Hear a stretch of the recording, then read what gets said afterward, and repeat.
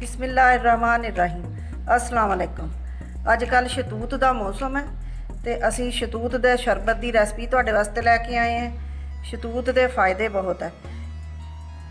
एक तो शतूत हाजमे नूं बेहतर बनाउंदा, खून की गर्दश नूं बेहतर बनाउंदा, कुव्वते मदाफत नूं भी बढ़ाउंदा, दिल नूं भी मजबूत करदा ते नज़र वास्ते भी बहुत अच्छा हुंदा ते बढ़ती उम्र के असरात नूं भी ज़ाहर होने तो रोकदा।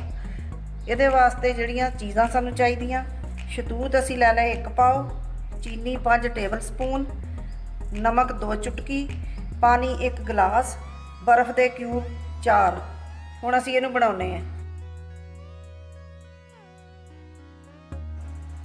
पहले असी शतूत पा लैने,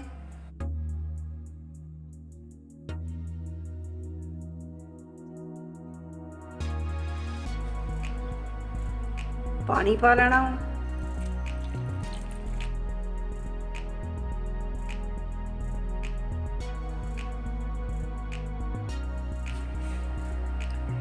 चीनी, नमक, बर्फ। हुण असीं इहनूं बना लैंदे।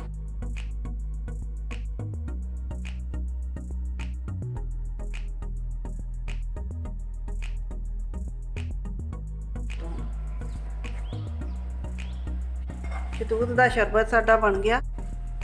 हुण असीं इहनूं भुन लेना अच्छी तरह ताकि बीज जिहड़े वो छलनी च रह जाण।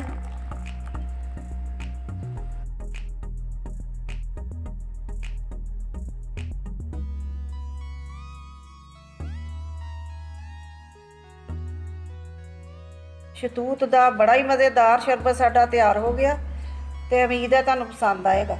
अल्लाह हाफिज़।